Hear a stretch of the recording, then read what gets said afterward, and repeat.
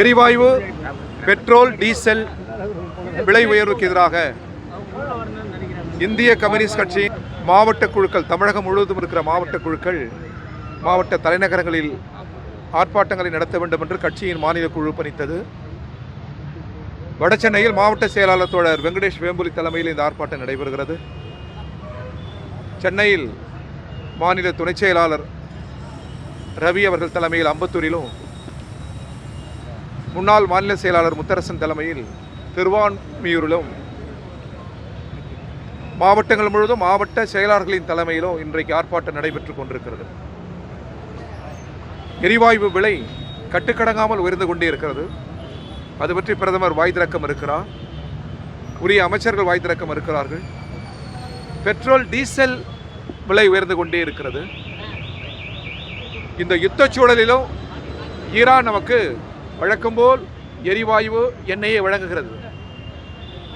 நமது நட்பு நாடு ரஷ்யா தங்குதடை இல்லாமல் எரிவாயு, எண்ணெய் வழங்கி கொண்டே இருக்கிறது.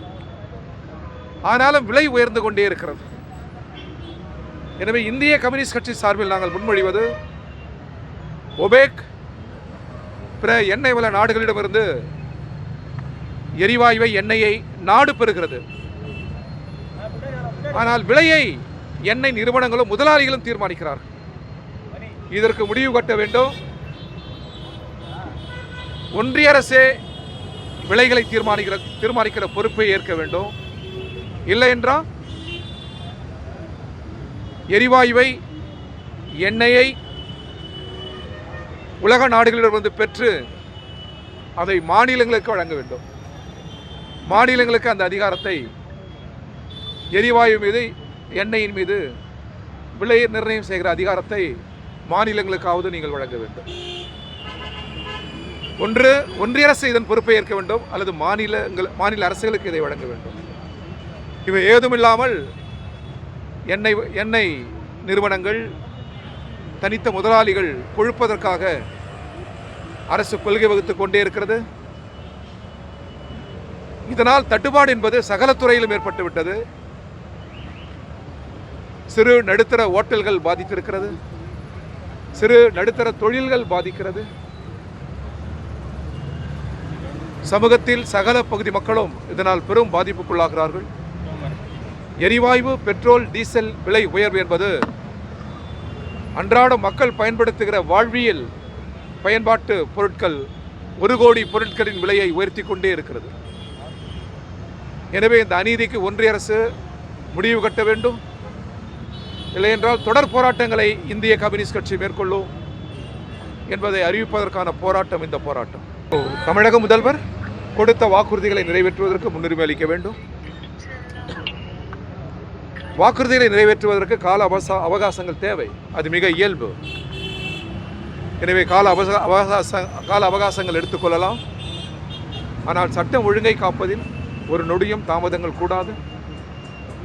காவல்துறை முடுக்கிவிடப்பட வேண்டும், உளவுத்துறை முடுக்கிவிடப்பட வேண்டும், ஊர்காவல் படைகளை நாம் துரிதப்படுத்த வேண்டும். அரசு மட்டுமல்ல, தமிழ் கூறும் நல்லுலகமே ஒன்று கூடி வன்கொடுமைகளுக்கு எதிராக, பாலியல் குற்றங்களுக்கு எதிராக, பெண் சீண்டலுக்கு எதிராக, சிறுமிகள் மீது நடத்தப்படுகிற தாக்குதலுக்கு எதிராக தமிழ் கூறும் நல்லுலகமே ஒன்று திரண்டு இந்த அநீதிகளுக்கு எதிராக போராட முன்வர வேண்டும் என்று நாங்கள் கேட்டுக்கொள்கிறோம்.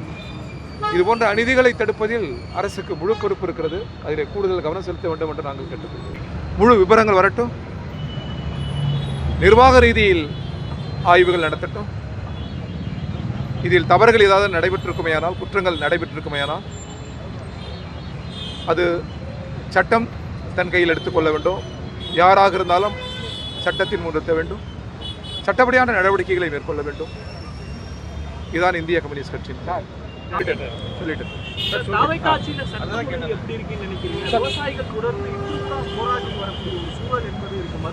சார், இந்த கட்சிக்கு நாங்கள் வெளியிருந்து ஆதரவு அளிக்கிறோம். புதிய கட்சி, இப்பொழுதுதான் ஆட்சிக்கு வந்திருக்கிறார்கள். எல்லோரும் புதியவர்கள். தமிழ்நாட்டில் இயங்குகிற அரசியல் கட்சி போன்ற ஒரு தொன்மையான அரசியல் கட்சி அல்ல. அவர்களுக்கு கட்டமைப்பு என்பதும் புதிது, ஆட்சி அதிகாரமும் புதிது. எனவே கால அவகாசங்கள் அவர்களுக்கு தேவை, தடுமாறுவது இயல்பு. ஆனால் எதன் பொருட்டும் சட்டம் ஒழுங்கில் மிக உறுதியாக இருக்க வேண்டும் என்பதுதான் எங்கள் வேண்டுகோள். சட்டம் ஒழுங்கு எல்லா நிலைகளிலும் பாதுகாக்கப்பட வேண்டும். அதற்கான முன்முயற்சிகளை அரசு எடுக்க வேண்டும். சட்டம் ஒழுங்குல தடுமாறுறாங்களா சார்? நாளுக்கு நாள் அதிக இந்த பாலியல் சீண்டலாகட்டும், அதே போல கொலை வெட்டுப்பட்டு போன்ற இதை தடுப்பதற்கு பல துறையிலும் அரசு பல்வேறு முயற்சிகளை மேற்கொள்ள வேண்டும். கல்விக்கு இதில் மிகப்பெரிய பங்குண்டு. தமிழ் சமூகம் ஒரு கலாச்சாரத்தில் விழுமிய சமூகம். பெண்களுக்கு, சிறுமிகளுக்கு பாதிப்பு என்பது நமது ஒவ்வொரு குடும்பத்தையும் பாதிப்பது. ஒவ்வொரு ஆண்மகனுக்கும் அதை காக்கிற, அந்த அநீதிகளை தடுக்கிற பெரும் கடமை இருக்கிறது. அரசுக்கு ஒரு பக்கம் பொறுப்பென்றால் தமிழ் சமூகத்திற்கும் பெரும் பொறுப்பு இருக்கிறது. அதில் இளைஞர்களுக்கும் மாணவர்களுக்கும் பெரும் பொறுப்பு இருக்கிறது.